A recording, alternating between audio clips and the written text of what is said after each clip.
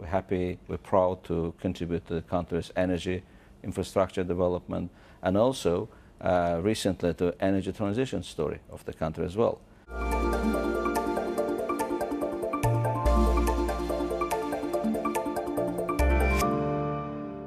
Hello everybody, and a warm welcome back to another episode of Energy Frontiers, brought to you from Baku. Today we're looking back through Azerbaijan's energy archives with one of its longest standing international partners, BP. Having operated in the country for more than 30 years, we asked BP's Caspian Vice President, what does the future hold as the country increasingly moves to a decarbonised portfolio? But first, here's a quick look of how it all began for BP. BP first opened for business in Baku in 1992. 2 years later, a landmark production sharing agreement for the Azeri-Chirag deepwater Gonashli oil field, better known as the contract of the century, was signed between the government of Azerbaijan, BP and its partners. More agreements soon followed, amongst them the Shah Deniz gas condensate field in the Caspian Sea. By 1997, BP's first oil was produced from the Chirag platform, and in 2006, the Baku-Tbilisi-Ceyhan pipeline carried crude to the Mediterranean. 2 years later, gas began flowing through the South Caucasus pipeline, and by 2018, the inauguration of the Southern Gas Corridor linked Azerbaijan's resources straight to Europe. In recent years, BP and Azerbaijan state energy company SOCAR have deepened their cooperation, collaborating on renewables, solar and low-carbon opportunities in line with the nation's net zero ambitions. And with decades of partnership and progress behind them, BP is keen to have a legacy that reaches beyond upstream and extends to uplifting communities across Azerbaijan. Dr. Bakhtiyar, it's wonderful to see you. Thank you so much for talking to me today. Thank you very much for inviting. BP was one of the main architects of the contract of the century. And of course, you're still the largest foreign investor in Azerbaijan today. You have an amazing 30-year history so far with the country. But as it looks towards the energy transition, how do you see the next 30 years?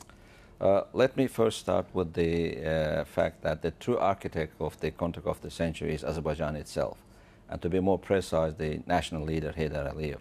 That was his leadership vision that created all the following processes and everything, all the biggest achievements, all the big milestones that were achieved together. It's just the result of his foresight politics. And one of the first companies who came to Azerbaijan right after the restoration of the independence, early in 1992.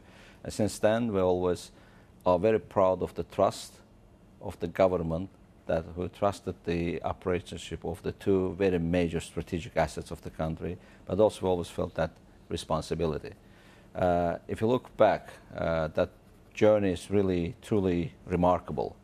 The numbers tell the powerful stories. It's about 4.5 billion barrels of ACG oil, 257 billion cubic meter of Shah Deniz gas. It's about more than 6,000 tankers from Ceyhan to the world markets. It's basically the energy that world needed. We're happy to supply from the Caspian. In addition to hydrocarbon projects that we jointly developed with the government, with SOCAR, with other partners, we're really proud of our new solar energy project in the region. You referenced the Shafag solar project. Let me ask you about that, because it's the first large-scale renewable project that BP has had here in Azerbaijan. You've called it world-class, but if we look around the world, similar projects of its kind are stalling or even being delayed, facing off-take bottlenecks or financing challenges. What guarantees do you have that this flagship project will go to plan? We're jointly developing the Shafag project, and the virtual power transfer project is basically about developing 240 megawatt of the solar energy in Jabrail region, and then handing over that energy to national grid, and then getting about the same equivalent of the electricity in Sangachal terminal to electrify Sangachal terminal. If you also think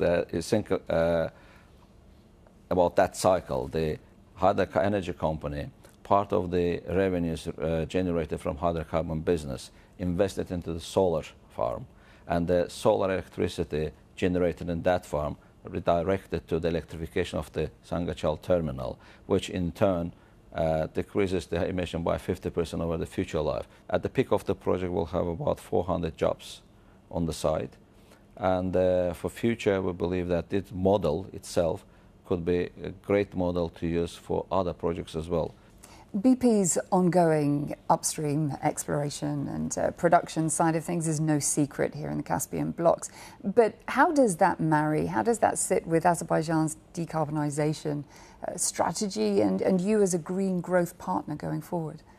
That's a great question. This is exactly what our strategy is all about. We continue operating the mature fields like ACG under the contract of the century and Shah Deniz, but at the same time we are talking to the government, to the Minister of Energy, to SOCAR and other parts of the government about the new projects. Recently we signed a new agreement for the development of NAC project, non-associated gas under the ACG. We're already expecting first gas very soon. Shah Deniz compression, this is another $2.9 billion project, a capex project. Basically, that would help us to keep our Shah Deniz gas production at the top, and that should enable us to bring more gas from Shah Deniz field to the world markets. It's also about the Karabakh field, new oil field, new contract that we signed last summer. BP is keen to leave a legacy in Azerbaijan that extends beyond barrels, beyond megawatts, beyond partnerships. So tell me more about the app that you've co-developed, and it covers everything from sign language to meditation. Skeptics might say it's a left field move for an oil major to be doing this. So why the app and why now? They've always tried to contribute to the society, social development of the society. We're trying to invest into education, environment, enterprise development, in promoting of the rich cultural heritage of the country, supporting sport activities. So that was part of the CSR activities. And recently that the sign, that the SPEC would develop together with partners an application that would help to achieve more inclusive society.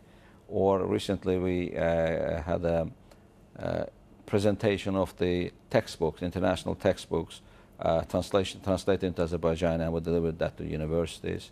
At the same time, we're paying quite a serious attention on environmental projects. So the tree planting activities, reforestation activities, water neutrality type of the projects, and always the cultural heritage. Dr. Bakhtiyar, we have to leave our conversation there, but thank you so much for your time today. Thank you very much. Pleasure is mine. Thank you. Well, that's all we have time for in this episode of Energy Frontiers, brought to you from our studio in Baku, Azerbaijan. Thanks for watching. I hope you enjoyed it. And for more shows like it, just head to Euronews.com. I'll see you soon.